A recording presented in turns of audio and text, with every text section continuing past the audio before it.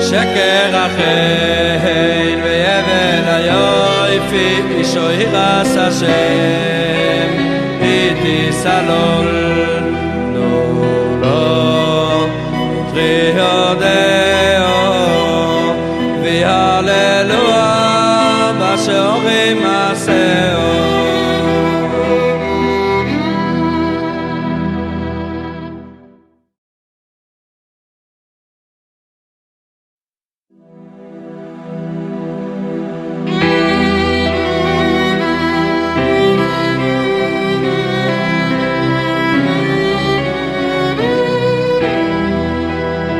איש חיל ממצוא ורחוק מפנינים מכרו פותח בו לבלו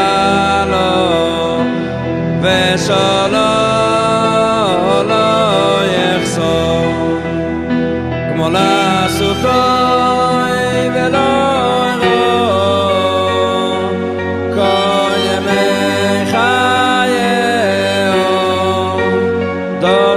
צמר ופשתים ותז בחפץ כפאו אוי סוקרי אוי סויכר ממרחוק תוביל לחמו ותוקום ביוד לילו ותתדרב לביסו וחוק לנבוסהו זומם הסודה ותיקוחהו מפרי כפהו נוטו קורם חוגו חויז מוסנהו ותאמץ צרו יוסהו תואמו כי טוב סחו לא יכבה בלילה נרו יודע שילחו בקישור וחפהו טוב גוף הולך כפור פורסו להוני ויודע שילחו לא אביון לא סירו לביסו משולק ככל ביסו לא מושונים מרבדים עושה סולו ששווה ארגומון לבושו נוידו השורים בלו בשבטוי עם זקני אומץ סודינו ססו בתים כל וחגוי נוסנו לכנעני אויס ויודו לבושו ותשחק ליום אחרון ויופוסו בחוכמו בתוירס חסד הלשונו צופיו הליכויס ביסו ולחם עצלוס לא יסויכם כמו בונאו וישרו בלו ויהללו רבוס בונויס עשו חיל ויעקוליס על כולנו שקר החן ויבל היופי שוירס השם איתי סלול נולו טריודאו ויהללוה Halleluja, Bashorim Aseo.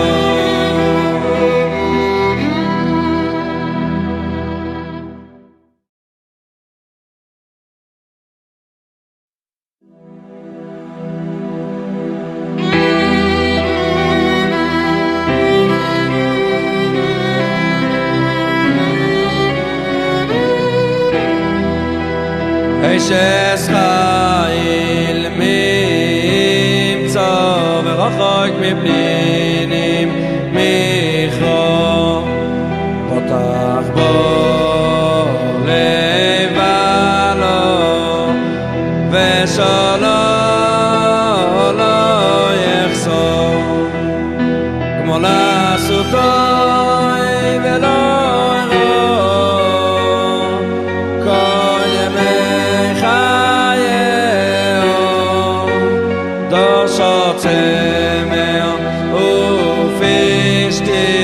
אז בחפץ כפאו אוי סוקומי אוי סויכר ממרחוק תוביל לחמו ותוקום ביוד לילו ותתדרב לביסו Boker Tov, shalom à tous et à toutes, Bezrat Hashem. On reprend, excuse pour le retard, on remet la technique en place, tout le système de Yerushalayim, donc on avance, Bezrat Hashem. Alors que ça mène à Yeshua, ce mois de Hadar, la Kolita Pech le Tova, que tout se retourne bien, comme Rabbeinu dit, Yeshinyan, Shemita Pech Akol le Tova. Donc il y a un Inyan comme ça, que tout se retourne bien. Il existe une chose comme ça.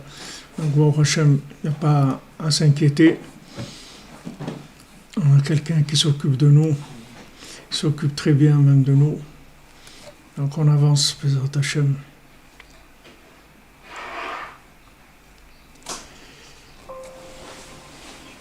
Alors que ça amène toutes les délivrances dans tous les domaines, dans la santé, Bezrat Hashem, la guérison, et la parnassa, et les shidduchim, et les shambaït, et les enfants, et la joie de vivre, et au-dessus de tout, de pouvoir se rapprocher d'Hachem à travers les enseignements de Rabbi Nachman, Hashem.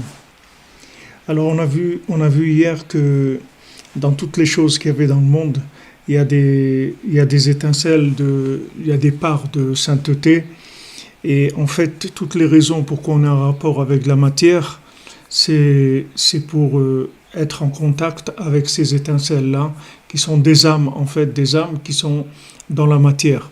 Puisque la matière est vivante, la matière morte, ça n'existe pas. La matière est vivante. Matière morte, elle peut pas être dans ce monde. Toute matière est vivante, même une pierre est vivante. Même une pierre est vivante, on voit des histoires qu'il y a eu de tzadikim où il y avait des âmes qui étaient réincarnées dans des pierres, comme ça, qui étaient 1 siècle, 2 siècles, dans des pierres. Même les pierres, elles sont vivantes, il n'y a rien qui n'est pas vivant. À plus forte raison les plantes, et à plus forte raison les animaux, et encore plus l'homme. Donc l'homme, vraiment tout ce qu'il fait, c'est que des échanges spirituels, c'est tout.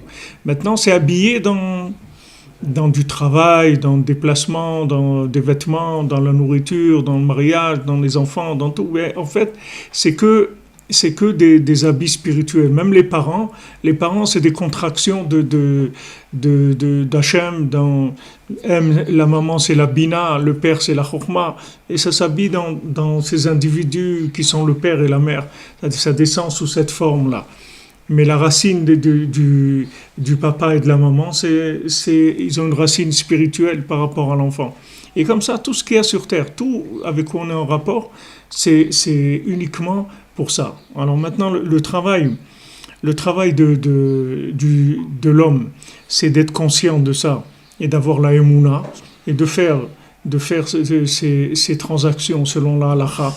Tout ce qui vit, le vivre avec la halakha, que ce soit le commerce, que ce soit la nourriture, que ce soit la façon de s'habiller, de dormir, tout ça c'est fait pour être en contact avec les éléments d'âme qu'il y a dans les choses. Hachem nous a donné ces règles, c'est pas des règles, c'est pas des règles de gestion à l'horizontale. C'est-à-dire, c'est pas comme le code de la route.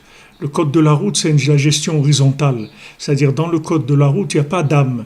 Le but, c'est de bien rouler, c'est tout. Il y a rien d'autre. Derrière ça, il n'y a rien. Ça se termine là. C'est de bien rouler, de protéger les gens, qu'il n'y ait pas des accidents, etc., qu'il n'y ait pas de la pollution, qu'il n'y ait pas des trucs. C'est tout. C'est que de l'horizontale. Il y a rien d'autre.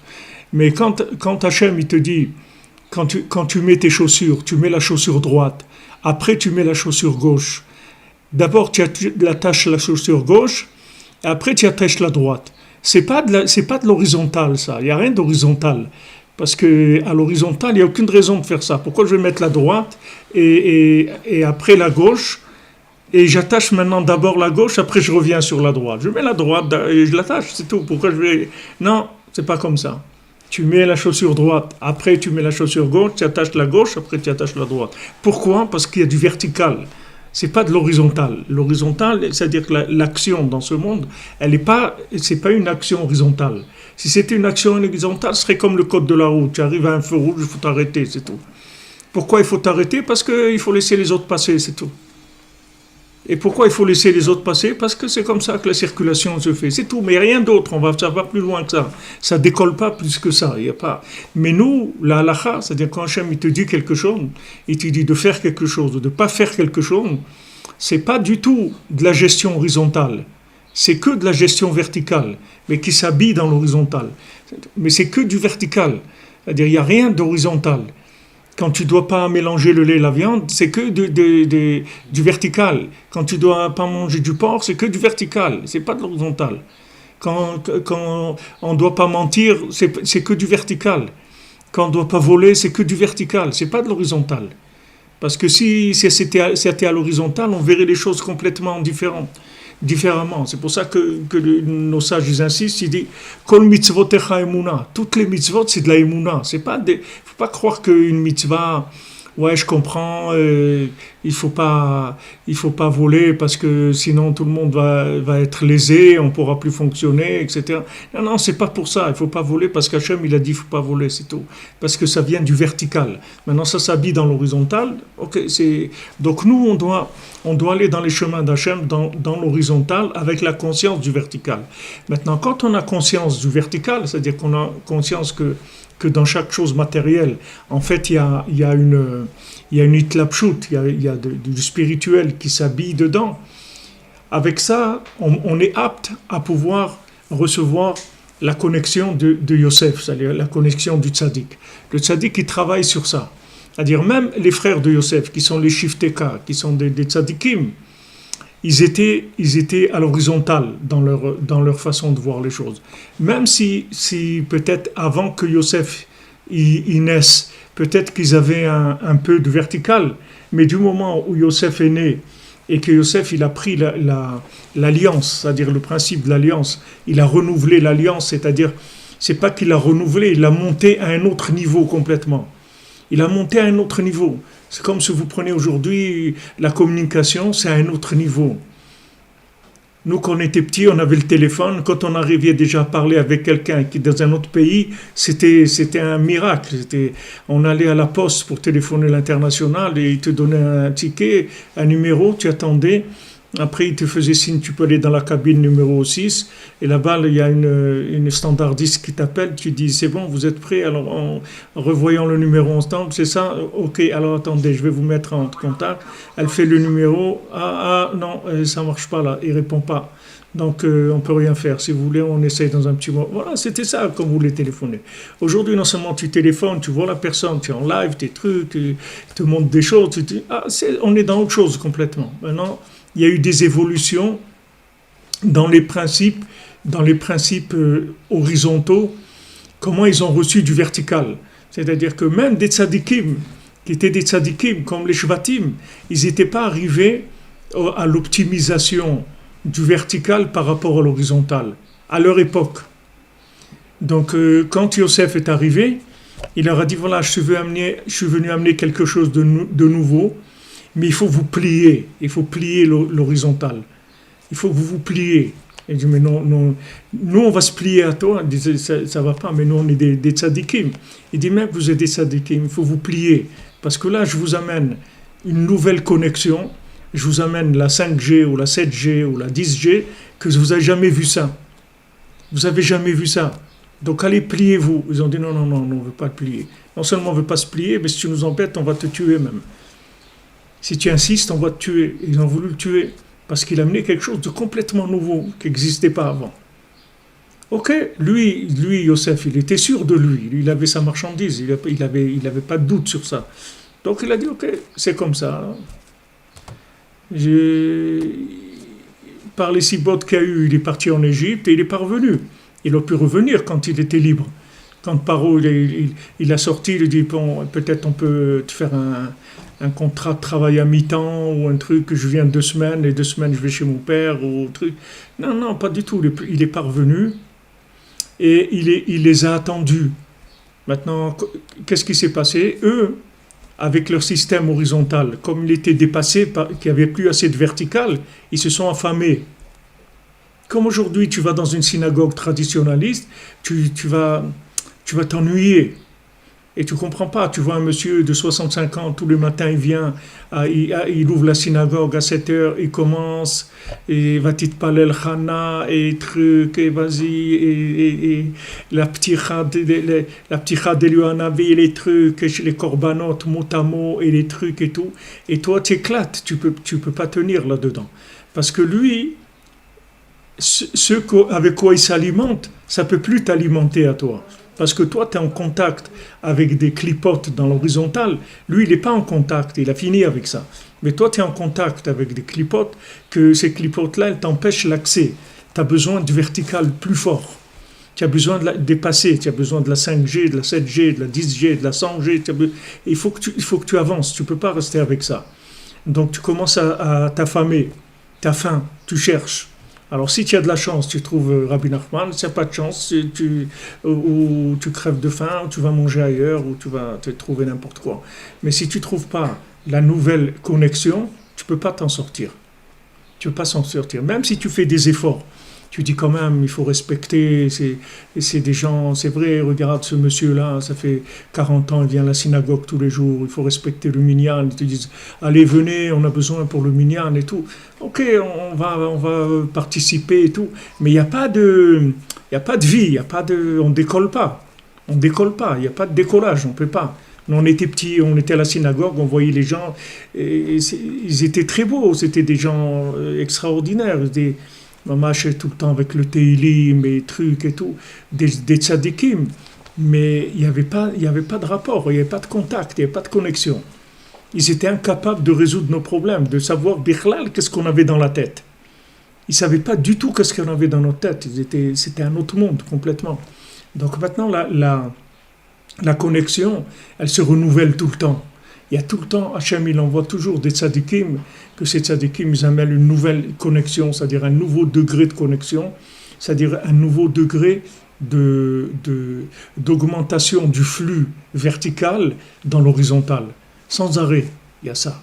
Donc quand Yosef fait arriver, eux, ils n'ont pas voulu. Okay, ils n'étaient pas prêts à lâcher leur truc, leur poste, pour se soumettre à Yosef, comme les Meraglim. La même chose, les Meraglim, c'est la même chose.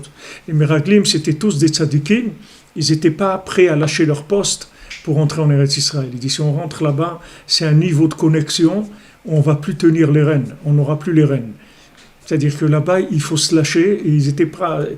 Et le Zohar, il dit, toute la raison pourquoi les explorateurs, ils ont parlé du mal d'Eretz Israël, c'est parce que là-bas, ils ont vu qu'ils ne seraient plus des rabbanim comme ils étaient. Donc ça, ils ne voulaient pas lâcher ça. Donc ils ont commencé à parler du mal d'Eretz Israël.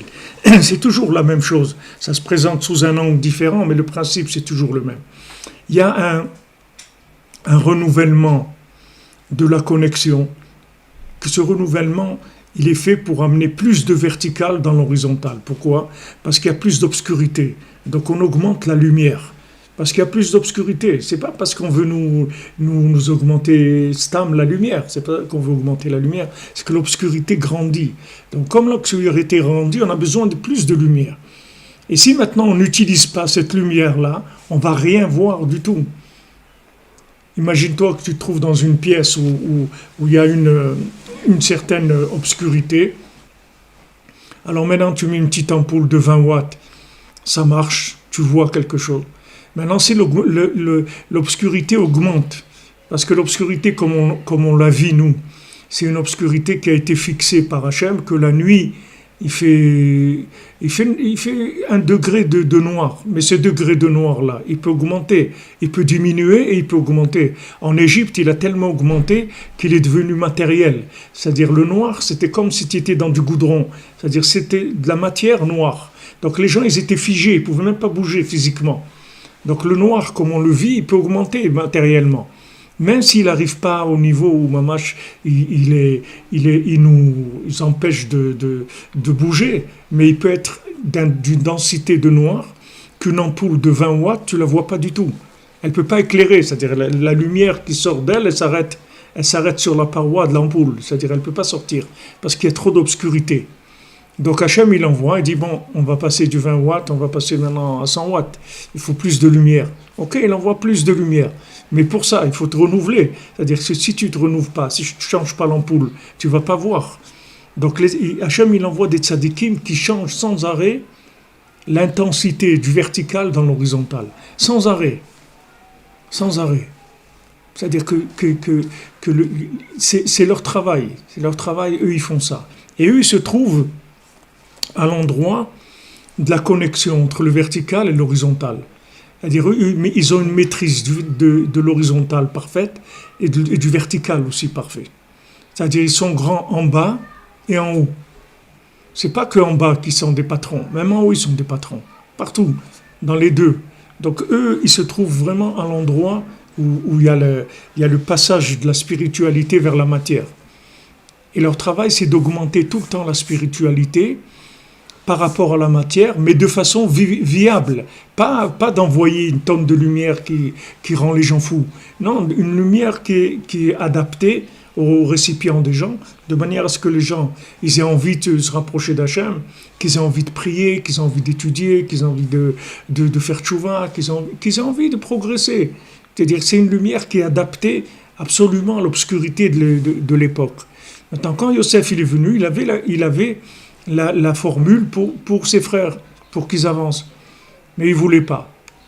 Donc il est parti en Égypte, il a attendu que l'obscurité augmente, que l'horizontale il prenne plus de place, c'est-à-dire il commence à atteindre le vertical, que le vertical il n'a plus la force d'alimenter de l'horizontal, que les gens ils ont des difficultés à prier, des difficultés à faire le mitzvot, et quand ils sont arrivés là, ils ont dit à leur père, mais on ne peut plus, c'est la famine, on n'a plus rien à manger, c'est-à-dire comme on dit, on n'a plus rien à se mettre sous la dent, c'est-à-dire on n'a plus envie de rien faire, on n'a plus envie, c'est tout. Mais quoi, viens à la synagogue, c'est super et tout, c'est pas super, j'ai pas envie, c'est tout. Mais comment tu n'as pas envie? Mais tu sais ce que ça veut dire? Je sais ce que ça veut dire, comme tu me l'expliques. Mais dans ton explication, il n'y a pas le moteur qui me donne envie de le faire. C'est bien, je suis d'accord avec ce que tu dis, c'est très bon. Là, d'aller à la synagogue, c'est très bien, d'étudier, c'est très bien, tout ça, c'est très bien, mais je n'ai pas envie. Pourquoi il n'a pas envie? Parce que la forme de l'horizontale de la mitzvah, elle est plus alimentée. Parce que mitzvah, c'est horizontal, même si c'est entièrement vertical. Mais l'approche, elle est horizontale. Quand tu prends un loulav, c'est quelque chose de matériel. Maintenant, si tu sais pas qu'est-ce que tu es en train de faire au niveau vertical quand tu prends un loulav, tu vas dire qu'est-ce que tu es en train de faire là? Prendre un truc, un citron et le bouger avec un truc. C'est quoi? Qu'est-ce que tu es en train de faire là? C'est quoi ce truc-là? On te dit rentre dans la souka. Tu te dis qu'est-ce que je vais rentrer faire dans une souka? Je suis bien dans la maison, j'ai mon lit, j'ai pas de moustique, j'ai pas de truc. Pourquoi je vais aller dans la souka? C'est-à-dire que tu n'arrives pas, t'as pas l'énergie qui te permet de réaliser la mitzvah comme il faut. Et après, quand tu le réalises, il y a des degrés, des centaines et des milliers de degrés de connexion dans une mitzvah. C'est-à-dire que tu peux arriver à faire une mitzvah avec un petit peu de joie, tu peux arriver à faire avec beaucoup de joie, tu peux la faire avec un attachement à Hachem qui est énorme. Avec Sleben, il y avait Rabbi Tzikel qui venait d'Anvers, et une fois il était pour Soukot à Aix-les-Bains, et il a plu. Il a plu à Soukot. Et il pleuvait beaucoup. Et lui, il est resté dans la souka. Il s'est mouillé entièrement et tout. Et il était dans la souka. Alors les gens, ils lui ont dit, mais, mais Rav et tout, il faut sortir, il pleut, et trucs et tout. Alors, c'est écrit dans la halakha que celui qui reste dans la souka quand il pleut, il s'appelle idiote, c'est-à-dire comme idiot en français. Et idiot, c'est-à-dire, ça y est, s'il pleut, il n'y a plus un yan d'être mekayem mitzvah souka. Mitzvah souka, s'il pleut pas, mais s'il pleut, il n'y a peut-être pas de raison de rester. Alors lui, il leur a dit, ouais, appelez-moi idiote. Je préfère que vous m'appelez idiote, mais moi je reste dans la souka, je bouge pas. Il dit, mais comment? Mais vous êtes en train de vous mouiller, il n'y a plus de mitzvah et tout. C'est plus une mitzvah. Ok. Je sais, c'est bon. Parce que c'est des gens qui étaient à un niveau de connexion dans le vertical, que même si l'horizontal, il était à la limite de l'acceptable, ça les dérangeait pas dans la connexion. Tandis que quand le degré de flux de vertical il baisse, alors tu as besoin de conditions horizontales beaucoup plus valables. C'est-à-dire que quelqu'un vient à la synagogue, alors s'il n'a pas de place, alors il s'en va. Il dit quoi, je ne vais pas rester debout 2 heures, non? Alors il n'y a pas de place, c'est trop petit, bon, alors il part, c'est tout. C'est-à-dire que le flux qu'il a de vertical pour aller à la synagogue, il peut aller jusque-là, si tu ne peux pas aller plus loin. Nous, quand on venait ici à Rosh Hashanah, dans les années 78, 79, 80, il n'y avait pas Ouman, c'était fermé. Donc on venait à Yerushalayim ici. Et ici, c'était la synagogue, elle était pleine. Donc les gens, ils avaient réservé leur place, il y avait des trucs et tout. Nous, on venait de France et tout, on n'avait pas de place. On restait debout les 2 jours de Rosh Hashanah, on était debout toute la journée. Mais on ne sentait rien. C'est-à-dire, tu ne sentais pas que tu étais debout, tu ne sentais rien, parce que tu étais complètement dans un truc vertical tellement puissant que l'horizontal, il n'avait plus d'emprise du tout. Tu ne sentais plus rien. Quand tu es en train de faire quelque chose où tu ne sens rien, par exemple, un musicien, il est en train de jouer, il ne sent rien. Même s'il a mal au pied, il va se rendre compte après. Ce n'est pas Madonna qui a mal au pied, il est obligé de s'arrêter. Il y a un musicien qui est vraiment dans la musique, il sent rien. J'ai vu même un article d'une violoniste. Une violoniste, elle devait faire une opération au cerveau pour enlever une tumeur ou je ne sais pas quoi. Elle a demandé de faire l'opération au cerveau sans anesthésie. Et elle jouait du violon pendant toute l'opération. Tu vois l'image, elle est en train de jouer au violon. Et les chirurgiens, ils ouvrent le crâne et ils lui font l'opération parce qu'elle avait peur qu'il touche une partie du cerveau ou un truc, qu'elle puisse plus jouer du violon. Donc elle a dit, voilà, je joue du violon et vous faites l'opération. Donc pour faire ça, il faut rentrer dans du vertical. Parce que si tu restes à l'horizontal, tu vas hurler de douleur. L'horizontal, il va te donner une douleur énorme. Donc maintenant, chacun dans le degré qu'il aime, dans ce qu'il aime et tout, il touche des niveaux de vertical très très forts. Que ce soit par exemple quelqu'un qui aime écrire ou quelqu'un qui aime aller à la pêche ou quelqu'un n'importe quoi. Tu touches des degrés de vertical très forts et ça annule toutes les difficultés de l'horizontal. Maintenant, les tzadikim, ils sont là pour nous fournir sans arrêt du flux, d'augmenter le flux de l'horizontal, du vertical dans l'horizontal pour nous permettre de nous connecter. Donc maintenant, dans cette Torah-là, Rabbeinu, dans cette Torah 54, il nous parle de la mémoire de l'autre monde qui se trouve dans la matière. C'est-à-dire, dans la matière, il y a une mémoire de l'autre monde. Toutes les actions matérielles, elles ne sont que une itlapshut, c'est-à-dire un vêtement des mondes supérieurs. C'est-à-dire qu'on fait une action parce que dans cette action-là, il va y avoir une étincelle de vertical qui va venir vers moi. C'est-à-dire que je vais pouvoir extraire quelque chose de spirituel qui va s'ajouter à mon âme. C'est-à-dire que je vais augmenter la puissance de mon âme. Quel est le but du vertical? C'est que quand tu prends des doses de vertical, ça se colle à ton âme. C'est-à-dire que ce sont des parties d'âme qui s'ajoutent à ton âme. Donc après, ton âme, elle est plus grande, elle est plus forte. C'est-à-dire elle a plus de pouvoir. Et plus elle a de pouvoir, et plus elle peut capter plus. Et plus elle peut maîtriser l'horizontal. qu'à un moment, on te propose un truc et tout, tu dis non. Non, c'est tout. Quand j'ai rencontré maintenant Oman,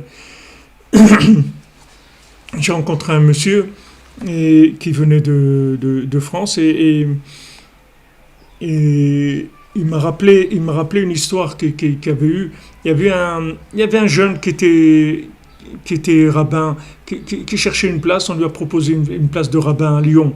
Et quand il est arrivé à la réunion avec le comité, il a dit regardez, moi, je vous remercie pour la place et tout, mais moi, il y a une chose que je suis obligé de vous dire, c'est que moi, à Ouman, je suis à Rosh Hashanah. Moi, à Rosh Hashanah, je suis à Ouman, pardon.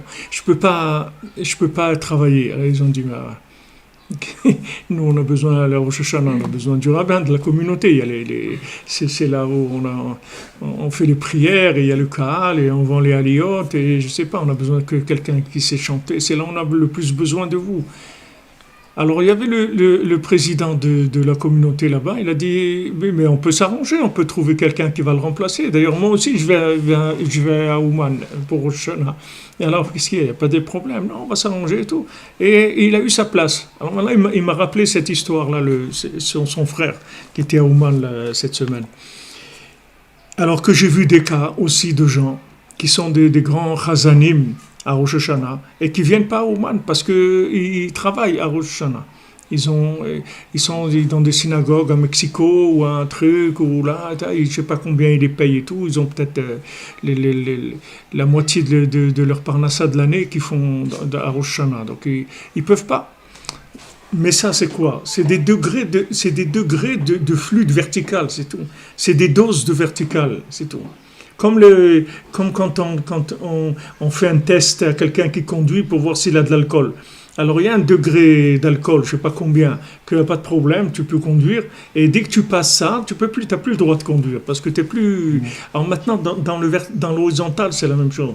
C'est-à-dire que toute difficulté dans l'horizontal, en fait, c'est juste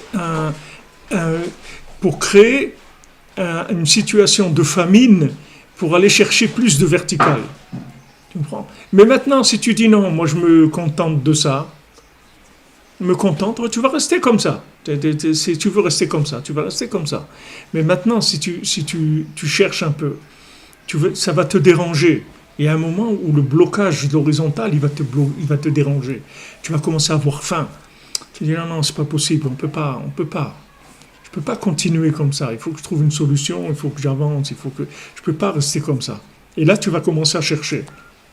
Et quand tu vas chercher, tu vas trouver du vertical. Le vertical, il va venir dans tout.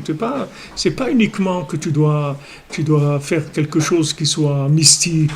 Dans tout ce que tu fais, tu vas recevoir des doses qui sont plus grandes. Et plus tu reçois une dose de vertical qui est forte, et plus tu peux maîtriser l'horizontal. Et non seulement que l'horizontal, il ne te fait pas tomber, mais toi, tu récupères l'âme qu'il y a dedans. Toi, tu récupères l'âme qu'il y a dedans. Le Sefer Echal Bracha, il dit, le Rav de Komarna, il dit que quand maintenant, il y a quelque chose de pas pudique dans la rue qui attire ton regard. C'est écrit dans le Sefer Amidot que quelqu'un qui voit quelque chose de pas pudique dans la rue, il est pas chayav, c'est-à-dire il n'est pas coupable.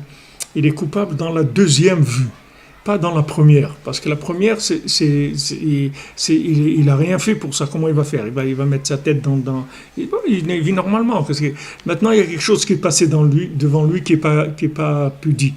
Maintenant, cette chose-là, elle fait un appel à son intérêt. Maintenant, s'il regarde après, alors là, le compteur, il commence à tourner. Mais la première on ne compte pas. Il n'y a pas. Alors, l'Echal Bracha, ça, c'est ce que Rabbeinu dit dans le Sefer Amidot. Mais avec ce qu'il dit l'Echal Bracha, vous allez comprendre pourquoi. Parce que, en fait, l'appel de quelque chose qui n'est pas pudique, c'est une âme qui est prisonnière dans quelque chose d'horizontal qui est très, très fort, très bas. Et ça se présente sous une forme de quelque chose d'impudique.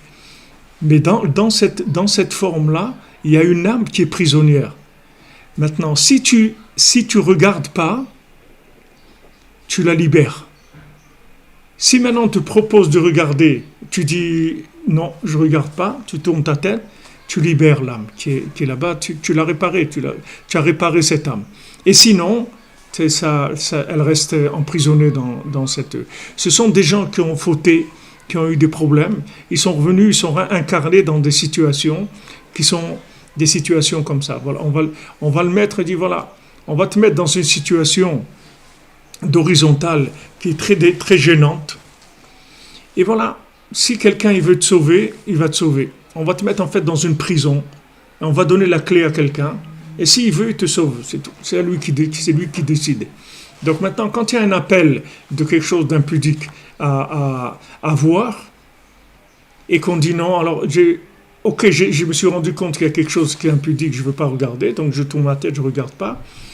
J'ai libéré une âme. Et cette âme-là, elle va venir m'aider. C'est-à-dire, cette âme-là, c'est une âme qui va d'abord plaider pour moi et pour l'éternité. C'est-à-dire, chaque fois que j'aurai besoin de quelque chose, cette âme-là, parce que les âmes, c'est pas elles oublient pas. C'est pas comme quelqu'un dans ce monde que tu lui as fait du bien, après c'est passé, il a oublié. Les âmes, elles oublient pas. C'est-à-dire, quand une âme, tu l'as aidée, tu l'as libérée, elle va te bénir sans arrêt, c'est-à-dire elle fera tout ce qu'elle peut dans les mondes supérieurs pour obtenir du bien pour toi. Et elle viendra en toi t'aider dans toutes les situations. Alors imagine-toi, si tu as 10 épreuves comme ça, ou 20 dans la journée, ou 30, comment tu peux t'enrichir spirituellement. Tu peux t'enrichir énormément, tu peux avoir beaucoup de partenaires qui vont entrer dans ton business, c'est-à-dire dans ton âme. Et ça, c'est pour tout. Je vous donne l'exemple par rapport à ça, mais c'est valable pour tout. C'est valable pour la nourriture, c'est valable pour tout. Valable pour tout. C'est-à-dire, s'il y a une nourriture qui n'est pas cachère, tu n'es pas sûr et tout, tu dis, bon, moi je ne suis pas sûr que c'est cachère et tout, je ne mange pas. Alors qu'est-ce que tu fais? Tu répares la nourriture. Cette nourriture-là, tu la répares. Les âmes qui sont là, tu vas les libérer, tu vas les faire sortir, tu vas les élever. Et comme ça, tout ce qu'il y a dans la vie. À chaque fois qu'il y a une épreuve, en fait, l'épreuve, c'est celle-là. C'est une épreuve. Est-ce que maintenant, je m'enrichis au niveau vertical, c'est-à-dire j'attire plus de spiritualité ou je tombe. Alors, dans la klaliout du monde, dans la généralité du monde, les tzadikim, ils sont envoyés pour ça. Et le tzadik de la génération, il est envoyé pour ça. Et il amène des conduites à avoir qui sont incontournables.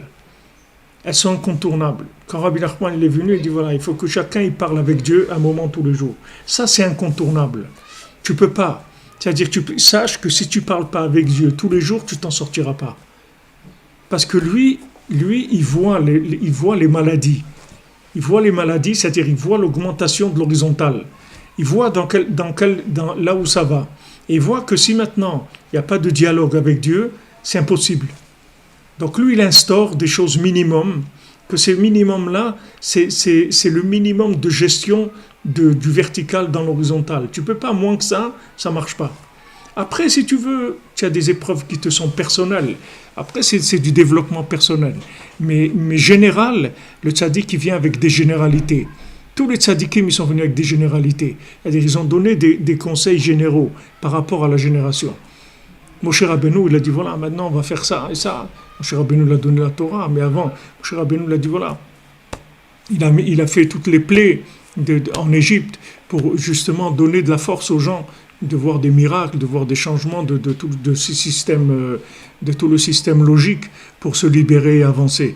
Moshe Rabbeinu, il a fait tout ce que Hachem lui a dit de faire pour nous montrer de la présence du vertical, parce que l'esclavage, c'est quoi l'esclavage? C'est juste la dose d'horizontale qui augmente par rapport au vertical. Ça, l'esclavage. L'esclavage, c'est quand tu veux sortir, tu peux pas. Tu peux pas sortir. Tu peux pas. Quelqu'un, tu lui dis, viens, réveille-toi, on va aller faire ça, on va aller prier, Il dit, je peux pas. Et pourquoi il peut pas? C'est pas qu'il est malade, c'est qu'il est pas. L'horizontal, chez lui, sur ça, il est plus fort que le vertical. Donc il peut pas. C'est tout. Donc il a un handicap, il est esclave. Il est esclave du sommeil ou l'esclave de tout ce que tu veux, tout ce qu'il y a comme addiction dans ce monde. Toutes les addictions, c'est en fait un manque d'horizontal, c'est tout. Maintenant, tant que l'addiction ne te fait pas mal, et que ça fait tellement mal que tu dis, ça y est, il faut que je trouve une solution, je ne peux plus rester avec ça. Ça y est, je ne peux plus rester avec ça. Je ne peux plus. Alors tu viens devant Hachem et tu commences à dire, Hachem, s'il te plaît, j'en ai marre de ça. Ça y est, combien d'années je vais rester avec ce truc-là? Et tant qu'on ne te libère pas, ça veut dire que tu n'as pas encore reçu assez de vertical pour résoudre ton problème à l'horizontale. Mais si tu continues à prier, c'est sûr que tu vas sortir. C'est sûr que tu vas sortir. Et si tu augmentes la dose de prière, c'est sûr que tu sors. C'est sûr. Il n'y a aucune chéla sur ça. Il n'y a aucun doute sur ça. Il faut juste augmenter la prière, c'est tout. Il faut augmenter. Et plus tu vas avoir mal, et plus tu vas crier. Quand on voit la Torah, elle dit que si une jeune fille, elle a été violentée, si elle a été violentée dans un champ, alors elle est coupable. Elle est coupable et celui qui l'a violentée, ils sont tous les deux coupables. Mais si c'est en ville qu'elle a été violentée, non, si c'est dans un champ, elle n'est pas coupable. Lui, il est coupable. Mais si c'est dans la ville, les deux, ils sont coupables.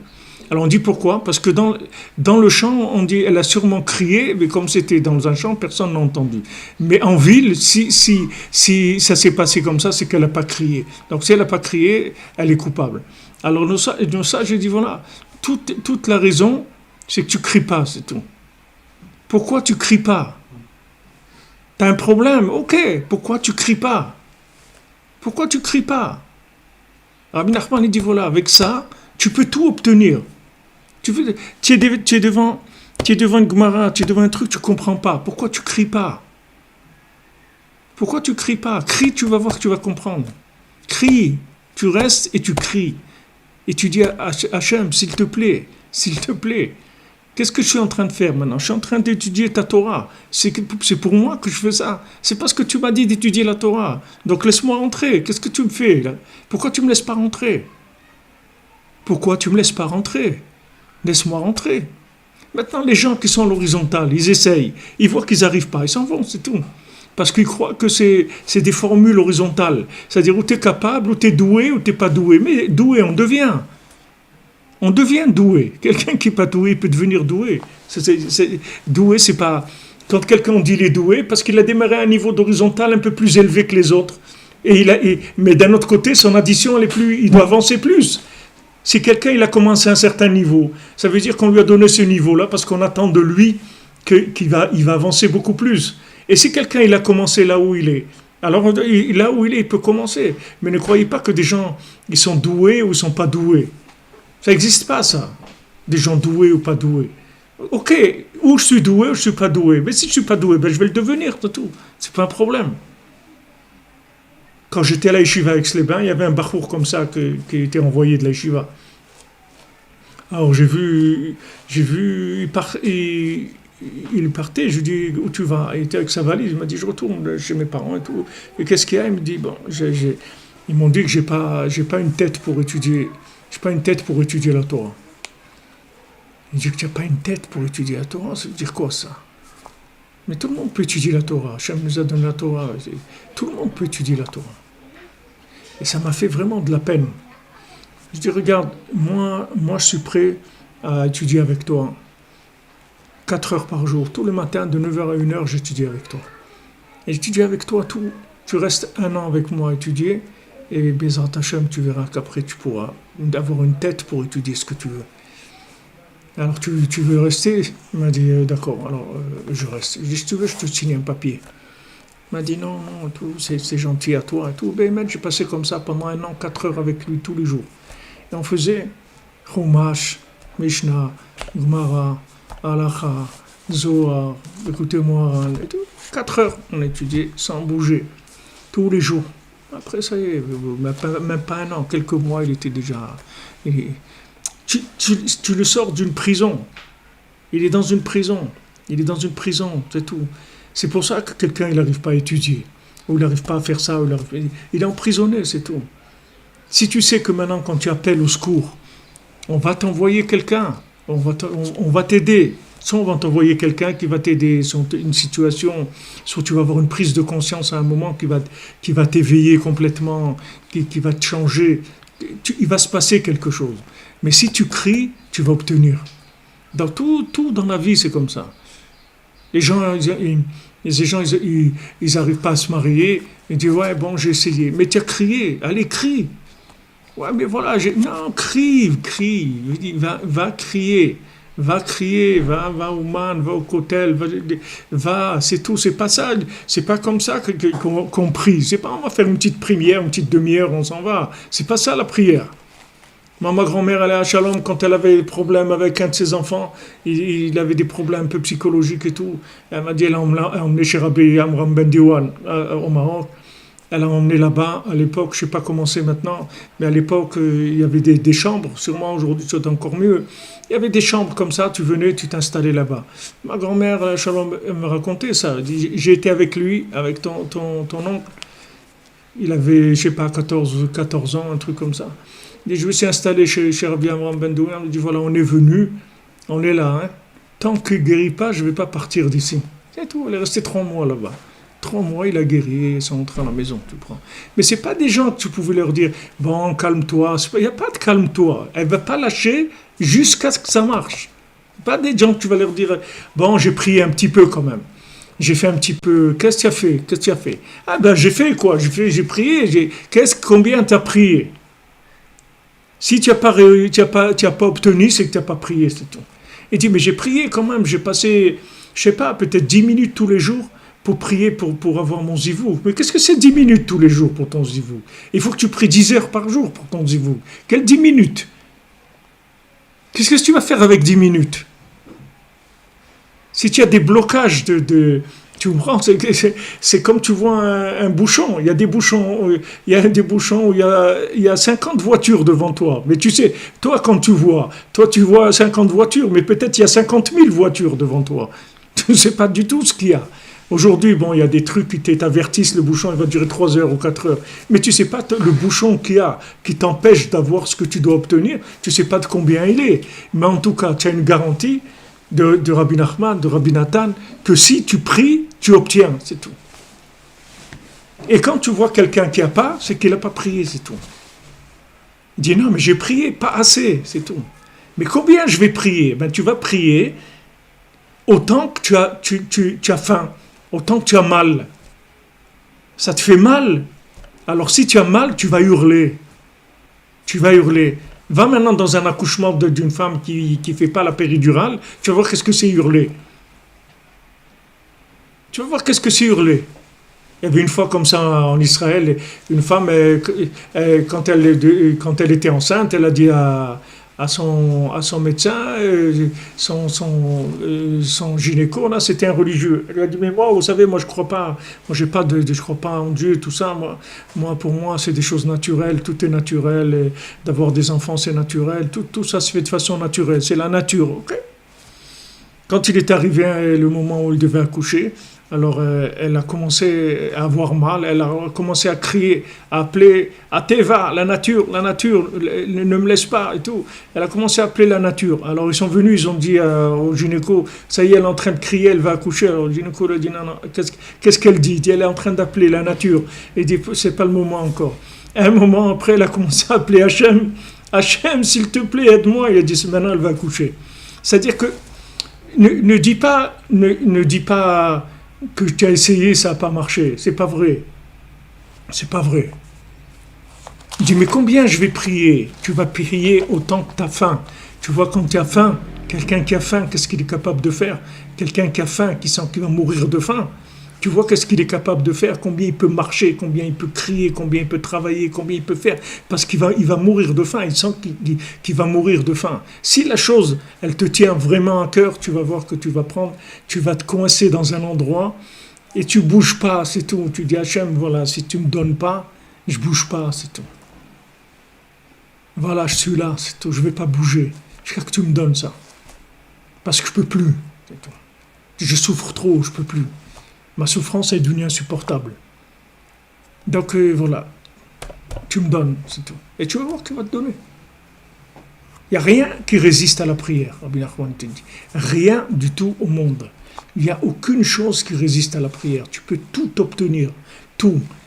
Le mariage, les enfants, la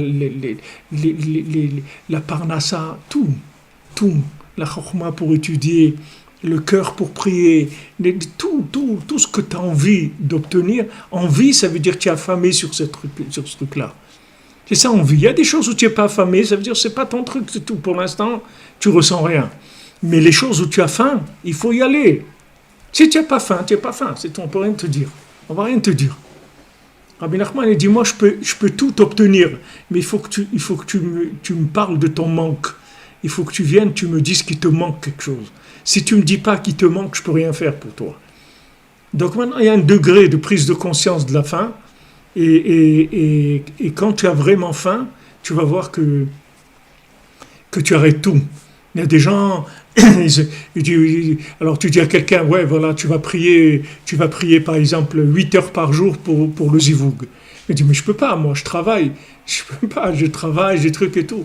Tu sais, il y a des situations dans la vie où tu vas voir que tu vas arrêter de travailler, tu vas plus travailler, tu vas plus rien faire. Il y a des situations où il n'y a plus de travail, il n'y a plus rien dans la vie. Il y a des situations où on est obligé d'y aller parce que le vertical, il est rentré et il a tout brûlé dans l'horizontal. Donc, on est obligé d'y aller. Voilà les gens qui attrapent maintenant cette épidémie, ou les gens en Australie qui ils ont brûlé je ne sais pas combien de trucs. Qu'est-ce que tu vas leur dire? Il faut travailler, il faut les travailler. Quel travail? Il n'y a plus rien. Les gens ne savent pas combien de temps ils vont vivre, qu'est-ce qu'ils vont devenir. Alors, au lieu d'attendre que des choses comme ça arrivent dans le monde, il faut prendre les choses en main et il faut y aller, c'est tout. T'as faim, vas-y, exprime-toi, crie, c'est tout. Mets-toi dans un coin et prie, demande à Hachem, s'il te plaît, je peux plus. Et tu vas voir que si tu fais ça, c'est sûr que ça marche. Rabbeinu Rabbi Nathan te disent, quand il manque quelque chose, soit il n'y a pas eu de prière, soit il n'y en a pas eu assez, c'est tout. Mais il n'y a pas un truc, je comprends rien, j'y arrive pas, il n'y a pas des trucs comme ça. Tu n'y arrives pas, ça veut dire que tu n'as pas assez faim, c'est tout.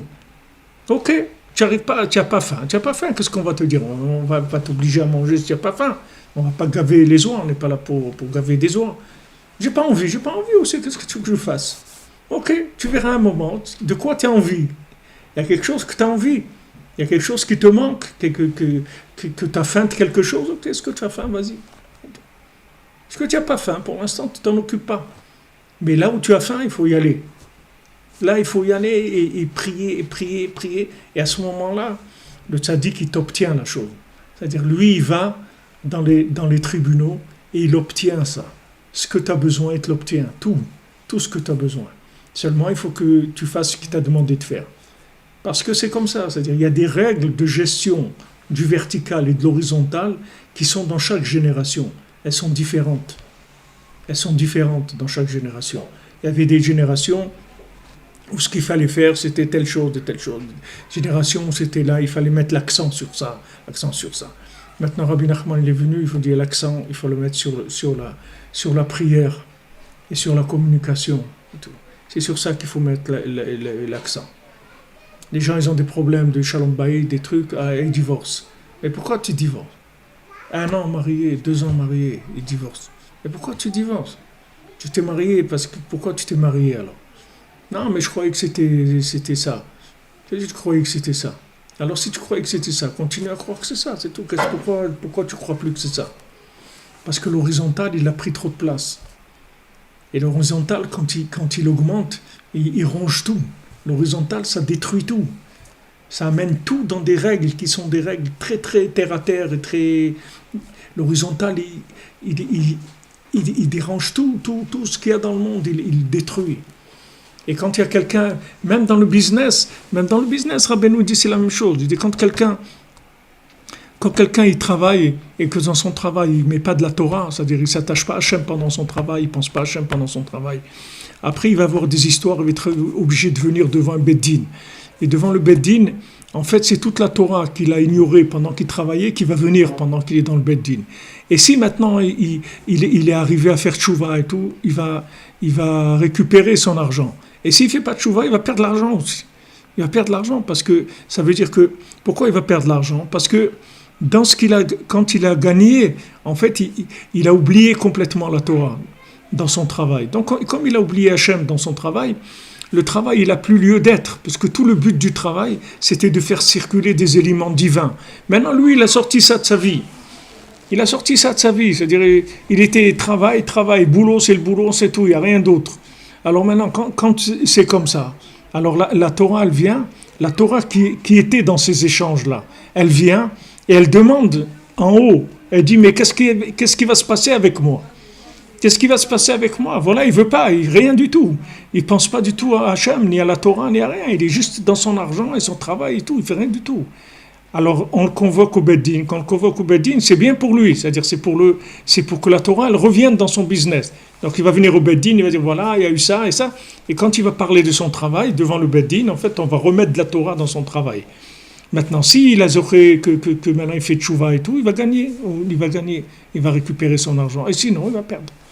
C'est uniquement ça, les règles du jeu. C'est pas, ouais, l'autre, ça, il avait un bon avocat, l'autre, il avait un bon... C'est pas ça. C'est pas ça. C'est une question que maintenant, à un moment, une personne, elle a oublié. Donc, ça devient difficile. Maintenant, le Shalom Bayit, c'est la même chose. Le Shalom Bayit, c'est la même chose. C'est-à-dire que des gens, ils se sont mariés. Hachem, il a envoyé un chesed. Quelqu'un, il s'est marié. Baruch Hachem et tout. Après, s'il exagère trop dans l'horizontale, ça va commencer à bouger. S'il ne met pas du vertical dans l'horizontal, ça bouge. Comme on dit, Ish ve'isha, zachu, shrina benehem, mais sinon ça devient esh, c'est du feu. C'est du feu. Tu enlèves le yud dans ish et le he à la femme, les deux c'est du esh, c'est du feu. Ça brûle tout. Ça brûle tout. Et d'ailleurs, c'est ce qui va se passer à la fin. Il va sortir une étincelle de la maison de Yosef, et elle va brûler la maison de Esav. Une étincelle. Pourquoi? Parce que Esav, c'est que de l'horizontal. Et il fait croire aux gens qu'il y a du vertical, mais il y a de l'horizontal. Et cette horizontale, c'est de la paille. Il n'y a rien dedans. Il suffit d'un élément de sainteté, il va brûler toute cette paille-là. Maintenant, dans la vie de chacun, c'est la même chose. Si quelqu'un ne met pas du vertical dans sa vie, il faut savoir que les choses, elles ne vont pas marcher. Elles ne vont pas marcher. Ça ne marche pas. Un mariage où tu ne mets pas Hachem dans ta maison, ça ne marche pas. Le mariage, il ne va pas marcher. Et les gens, après, ils se plaignent, ils disent, ouais, voilà, ma femme, elle ne veut plus de moi, mon mari, il est parti. Mais c'est normal, il n'y a pas de vertical. Il faut doser le vertical par rapport à l'horizontal. Quand tu te maries, tu as besoin de plus. Avant, tu étais tout seul. Maintenant, tu as trouvé ta femme. Maintenant, il y a une maison. Cette maison, elle a besoin de plus de... La même chose que tu as besoin de plus de frais que quand tu étais tout seul. Quand tu étais tout seul dans une yeshiva et tout, avec 200 euros par mois, tu peux vivre. Maintenant, quand tu as une famille, il te faut 2000 euros, 3000 euros, 4000 euros. OK?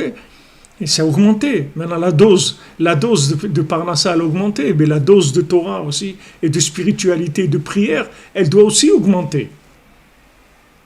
Et les gens, ils font le contraire. Quand il était à la yeshiva et tout, il étudiait, il priait et tout. Maintenant, il s'est marié, alors il n'étudie plus. Mais c'est le contraire. Tu as besoin beaucoup plus que la yeshiva. Parce que la yeshiva, c'était comme l'armée, c'est de l'entraînement. Maintenant, c'est la guerre, c'est pas l'armée. Tu n'es pas l'armée maintenant, tu es en train de faire la guerre. C'est des vraies balles que tu tires. Tu n'es pas en train de faire de l'entraînement. Voilà, ici il y a ça, ici, maintenant c'est plus si, c'est la chose, elle est réelle, elle est devant toi. Donc c'est autre chose complètement, il faut avoir des forces, il faut prendre des forces et il faut y aller. Mais il n'y a pas, Hachem il est tzadik ve'yachar, Hachem il est droit et juste avec chacun. Et Hachem il veut la réussite de chacun. Hachem il veut empêcher personne de réussir. Ni dans sa vie professionnelle, ni dans sa vie familiale, ni dans sa vie spirituelle. Hachem, il veut que notre réussite. Seulement, il y a des règles. Si tu n'as pas appliqué ces règles, tu ne vas pas réussir. Tu ne peux pas réussir. Alors maintenant, pourquoi Rabbi Nachman dit qu'il faut faire tous les jours des doutes, il faut parler avec Hachem tous les jours? Parce que quand tu vas t'habituer à parler avec Hachem tous les jours, tu vas commencer à avoir une prise de conscience dans ta vie, sur les éléments, tu vas voir qu'est-ce qui va pas. Tu vas te rendre compte de tout ce que le chesed qu'Hachem il te fait, tu vas le remercier. Tu vas voir tout ce qui te manque dans ta vie. Tu vas commencer à en parler avec Hachem. Tu dirais, voilà, ça va pas, ça c'est le truc, j'aimerais pouvoir faire ça. arriver à mieux faire ça, etc. Tu vas commencer à parler avec Hachem, tu as des addictions, tu vas en parler avec Hachem. Tout ça, ça va te mettre dans une situation que tu vas ressentir la faim, tu vas ressentir que tu as faim, tu vas ressentir que tu as un manque, tu as un besoin de la chose. Et quand tu vas ressentir le manque, tu vas l'exprimer devant Hachem. Et plus tu vas ressentir le manque, plus tu vas demander à Hachem. Et il va te le donner, c'est tout. Dès que maintenant la dose si tu veux, de faim, c'est-à-dire la dose où tu dois être affamé, elle va être atteinte et que tu vas avoir une prière conséquente, Hachem il te donne la chose. Mais Hachem il ne veut pas te la donner avant. Pourquoi Hachem il ne veut pas te le donner avant? Parce que tu vas pas l'exploiter. Tu vas pas l'exploiter. Si maintenant tu n'as pas eu faim, tu ne vas pas exploiter la chose. Même si on te la donne. Même si on te la donne. Même le mariage, c'est comme ça aujourd'hui. Des gens, ils se marient, mais ils sont inconscients. Donc, ils ne savent même pas ce qu'ils ont fait, vraiment. Ils ne savent pas ce que c'est un foyer, ils ne savent pas ce que c'est un mari, une femme, la valeur que ça a d'avoir un foyer, des enfants et tout. Ils ne savent pas. Donc, ils prennent ça très léger. Ils prennent ça très, très léger. Ils n'investissent pas le sérieux qu'il faut, parce qu'ils ne sont pas conscients. Ils ne sont pas conscients. Mais il faut être conscient avant, parce que si jamais on te donne la chose et tu n'es pas conscient, c'est dommage. Parce que la Mishnah dit qu'est-ce que c'est un choté, qu'est-ce que c'est un fou, un idiot. C'est quelqu'un qui ne sait pas garder ce qu'on lui donne. Pourquoi il ne sait pas le garder? Parce qu'il ne connaît pas la valeur. Tu lui donnes un billet de 100 € et un ticket de métro, il ne sait pas la différence. Il voit 2 morceaux de papier. Il ne sait pas qu'avec ça, tu peux acheter 20 tickets. Il ne sait pas. Pour lui, ça c'est un papier, c'est tout. Il n'est pas conscient. Donc comment tu veux qu'il fasse attention à ça? Comment tu veux qu'il fasse attention à ça? Si quelqu'un il est conscient de ce que c'est une épouse, jamais il va la laisser partir. Jamais il va la laisser partir. Jamais il fera quoi que ce soit pour qu'elle s'en aille. Jamais il fera quoi que ce soit pour qu'elle soit dégoûtée de lui. Chas v'shalom. Parce qu'il sait qu'est-ce que c'est la valeur d'avoir une épouse. Qu'est-ce que c'est d'avoir une maison. Quelqu'un qui sait ça, mais jamais il va ouvrir sa bouche, dire quelque chose de pas bien, ou s'énerver, ou dire un mot déplacé, ou des choses comme ça. Jamais, jamais. Parce qu'il est trop conscient de la valeur de la chose. Il a eu faim. Il n'a pas envie d'avoir faim. Il n'a pas envie d'avoir faim. D'ailleurs, c'est écrit même pour l'union du mariage. Quand on dit que quelqu'un il a une femme, on dit il a du pain dans son assiette. Et shlopat besalo. On dit quelqu'un il a du pain dans son assiette pour dire qu'il est marié. C'est-à-dire il n'a pas faim. Il n'a pas faim. Une épouse, ça calme la faim du mari. C'est déjà un rassasiement de lumière dans la vie. Mais les gens, ils prennent ça à la légère. Voilà, tu vois des gens, ils disent « Ouais, bon, moi, c'est mon 3e mariage, mais bon, ça se passe mieux, etc. » Qu'est-ce qui se passe mieux? C'est qu'il a pris tellement des coups dans la tête que maintenant il reste tranquille, c'est tout. Il n'y a rien qui se passe mieux. Il n'y a rien qui a changé. La seule chose qui a changé, c'est qu'il a tellement souffert que maintenant il reste tranquille, c'est tout. Mais s'il avait souffert ça avant, s'il avait prié avant, il n'aurait pas besoin de passer par ça.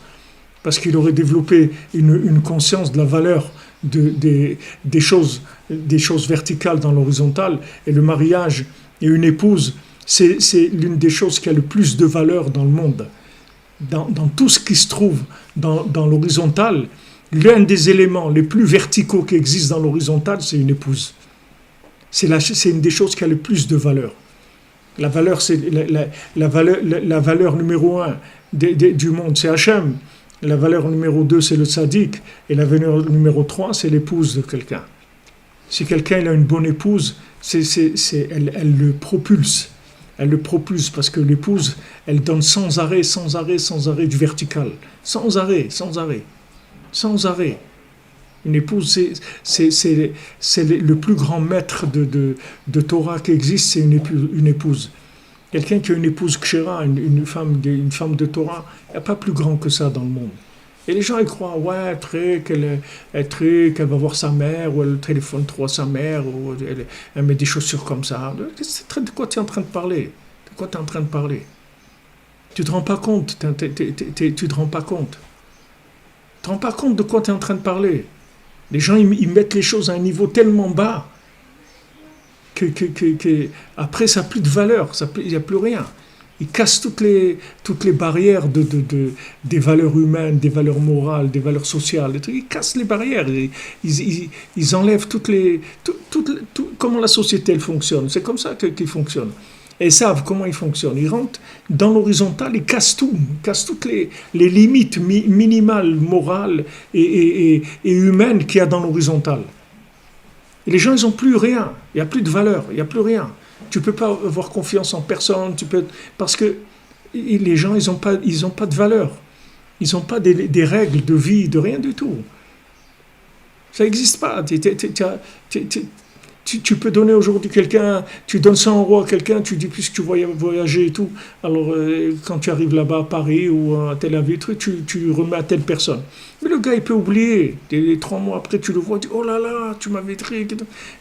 Mais avant, ça n'existait pas, des choses comme ça. Tu donnais à quelqu'un 100 €, tu dis, il ne les touchait pas. C'était pas à lui, c'était un truc, il était envoyé de quelque chose, de quelqu'un, pour remettre il faisait ce qu'il avait à faire. Tant qu'il ne les avait pas donnés, il ne peut pas dormir bien, il n'est pas bien dans sa peau. Ça, c'est normal. C'est quelque chose de normal. Aujourd'hui, il n'y a plus ça, c'est toute la tête comme ça. Alors les gens, ils sont perdus. Et les gens, ils sont perdus. Ce qu'il veut faire, Rabbi Nachman, la première chose qu'il veut faire de nous, c'est des gens normaux, des gens sensibles, des gens gentils, des gens qui font du chesed, qui sentent le manque de l'autre, la douleur de l'autre, qui ne vont pas faire du mal. D'abord, on commence avec ça. Les gens, ils veulent parler la Torah. Mais avant la Torah, il faut être un Ben Adam d'abord. Avant de donner la Torah, Hachem, il a attendu. Il a attendu 26 générations avant de donner la Torah. Il n'a pas donné tout de suite la Torah. Parce qu'il voulait des Eretz, Kadma la Torah. D'abord on va voir si dans la gestion d'horizontale, ils sont capables d'avoir un certain niveau de vertical. Tout seul, en tant qu'être humain. Ils ont quand même un corps ce corps-là, il est quand même magnifique, il est extraordinaire. Il y a des yeux, il y a une intelligence, il y a des oreilles, il y a une bouche, il y a tous les organes, le cœur et tout. C'est une machine extraordinaire, le corps. Uniquement quelqu'un, il va prendre conscience de son corps, déjà ça va lui donner déjà un respect de beaucoup de choses. Donc Hachem, il demande d'abord des Eretz Kadma la Torah, déjà un Eretz, le respect de l'individu. Pas dire des mots qui ne sont pas bien, pas s'énerver, des choses minimum. Si tu t'énerves avec quelqu'un, c'est que tu n'as pas la conscience de la valeur qu'il a. Tu n'as pas de conscience de ce qu'on t'a donné. Et quelqu'un qui n'est pas conscient de ce qu'il a, il peut le perdre. C'est normal, parce qu'il n'a rien perdu pour lui. Il a perdu un bout de papier. Il ne sait pas que c'est un billet de 100 €. Il croit que c'est un bout de papier. Et quand tu vas lui dire, mais qu'est-ce que tu as fait et tout, il dit, mais alors, qu'est-ce qu'il y a? Mais non, tu as quoi? Tu as jeté le billet? Tu dis, ben ouais, je l'ai jeté parce que ça me dérangeait dans ma poche, je voulais avoir les poches vides pour mettre mes mains et tout, ça me dérangeait, je l'ai jeté. Il dit, mais tu sais combien ça vaut ça et tout? Quoi, c'est un bout de papier, c'est rien du tout. Alors là, tu vas parler avec les gens, ils vont te dire que ça vaut rien. Les choses, elles valent rien du tout. Il n'y a pas de valeur dans les choses. Les gens, ils n'ont pas faim, ils ont pas faim. C'est des générations de gens qui sont gâtés, ils sont blasés de beaucoup de choses. Donc c'est très très difficile. C'est pour ça que Rabbeinu nous donne des conseils, que ces conseils-là, ils vont t'amener à prendre conscience des valeurs. Tu prends conscience des valeurs humaines, des valeurs d'Hachem, des valeurs humaines, d'échanges entre les individus, dans une famille et tout. Ça, c'est la base de la vie. Avant, les gens, ils avaient ça naturellement. Aujourd'hui, il faut étudier, prier, faire plein de choses pour obtenir ce qu'eux, ils avaient. Ils commençaient avec ça. Eux, ils commençaient avec ça, c'était naturel pour eux. Le respect dans un couple et tout, c'était naturel chez eux.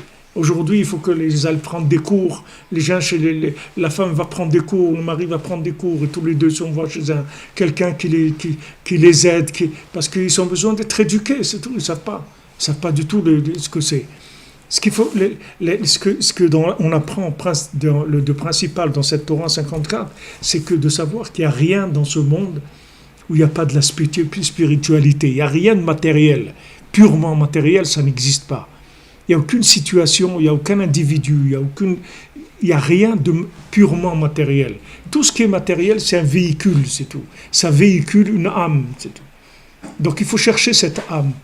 Et si je ne la vois pas, il faut que je demande. Il faut que je cherche cette âme qui se trouve dans la chose. Si je trouve cette âme-là, ça y est, je vais avancer. Elle va m'enrichir, je vais avancer, je vais progresser. Mais tout le temps, je dois savoir ça. Que quand je vais travailler, ou dans tout ce que je fais dans ce monde, il faut savoir que dans ces éléments matériels, soi-disant, il y a de la spiritualité dedans. C'est ça qui m'intéresse. C'est pas le côté matériel. Le côté matériel, il va disparaître. Comme moi aussi, comme moi aussi, mon corps aussi, il va disparaître. Il va partir dans une tombe. Mon corps aussi, il va partir. C'est mon âme qui est intéressante, c'est pas mon corps. Même si j'ai fait un corps, j'ai fait de l'haltérophilie, j'ai fait des muscles et tout ça, ça va être la même chose qu'un gringalet. C'est les deux, ils vont dans le trou, il ne reste rien. C'est qu'il y ait beaucoup de viande ou pas, ça ne change rien. Mais c'est l'âme, si quelqu'un il a enrichi son âme. Et ça, tu peux le faire que ici. Dans l'autre monde, tu ne peux pas faire ce genre de business. Mais ici, tu peux faire. Ici, tu peux extraire de la matière des éléments d'âme en permanence. En permanence, tu vas extraire, tu vas prendre, tu peux t'enrichir. Rabbeinu il dit, le révar, les gains qu'on peut avoir dans ce monde, ils sont sans limite. Sans limite, les gains qu'on peut avoir. Mais juste, il faut se mettre en place, il faut se rééduquer, il faut mettre la tête en place. Et c'est ce qui fait, les conseils qu'il nous donne Rabbeinu, c'est pas pour avoir des visions de Eliyahu Hanavi ou des choses comme ça. C'est juste pour mettre les éléments en place. Qu'est-ce que c'est de la nourriture? Qu'est-ce que c'est une épouse? Qu'est-ce que c'est des enfants? Qu'est-ce que c'est la Torah? Qu'est-ce que c'est les rapports humains? Qu'est-ce que c'est ça? C'est tout. Si tu mets tout ça en place, voilà, Mashiach il vient, c'est tout. Le Mashiach, il n'attend pas de nous des trucs révolutionnaires au point de vue spirituel. Mais uniquement ça, aujourd'hui, c'est révolutionnaire. Déjà, un homme qui se marie avec une femme, qui ne se marie pas avec un homme, c'est déjà révolutionnaire aujourd'hui. Donc, un homme, qu'est-ce que c'est? Une femme, qu'est-ce que c'est? Des enfants, qu'est-ce que c'est? De l'argent, qu'est-ce que c'est? Le respect d'autrui. Ces valeurs-là, la nourriture, les vêtements, les trucs. Voilà, mettre ces choses-là en place. C'est tout. Tout ce qu'on est en train aujourd'hui d'étudier et de prier, de faire, c'est pour arriver à ça. Parce que ça, aujourd'hui, ça représente quelque chose c'est de la science-fiction presque. C'est presque de la science-fiction. Aujourd'hui, quelqu'un qui est décédé, il a eu que une seule femme dans sa vie, et que ses enfants ils sont dans la Torah, c'est un des Rabbi Shimon, il est comme Rabbi Shimon Bar Yochai. C'est d'arriver dans l'obscurité où on est aujourd'hui, de tenir ces valeurs-là, c'est chidouche, mais c'est des valeurs qui sont simples. C'est pas des choses qui sont extravagantes. Mais aujourd'hui, ça s'appelle des choses extraordinaires. Bezrat Hashem, Shei Be'atzlacha, Yom Tov, les amis, que des bonnes choses. Voilà, Etzraim Vi, le Machazikim Ba, vous avez raison, monsieur Cohen Salmon. Il faut s'accrocher. Ouais, vous avez Jean-Luc Terrier, ouais, le Baal Shem Tov et la grenouille. Ouais, c'est le maasé de celui qui faisait mal Netilat Yadayim, un Talmid Chacham, il était mitgalgel dans une grenouille. C'est croire à l'âme, ben on parle que de ça, les amis. On parle que de ça. En tout cas, on est ici, il y a que des âmes. Voilà, ici il y a 150 personnes, il y a que des âmes. Et sinon, on communique qu'à travers nos âmes, au Hachem. Que des bonnes choses, on se retrouve demain, j'espère à l'heure, parce qu'on est rentré à Jérusalem, mais voilà, on avance. Voilà, exactement. La joie, la musique à fond, c'est Adar. On danse, on se déguise, et on avance, Bezrat Hashem. Kol Tov, bonne journée. Merci d'avoir été patient, d'avoir attendu. Hein. Kol Tov. À bientôt, Bezrat Hashem. Purim Sameach.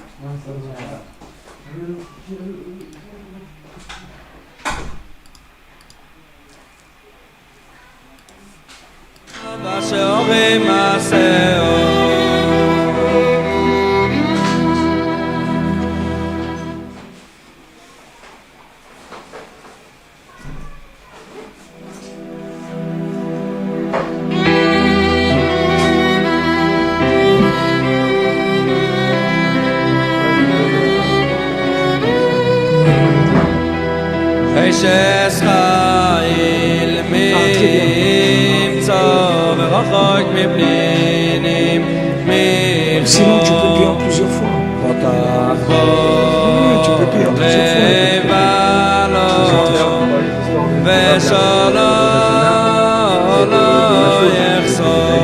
ouais, tu le connais? Ah, le Cohen, le Cohen, le Cohen, justement. La résidence était Ben, son frère, le Cohen, il était au Maroc.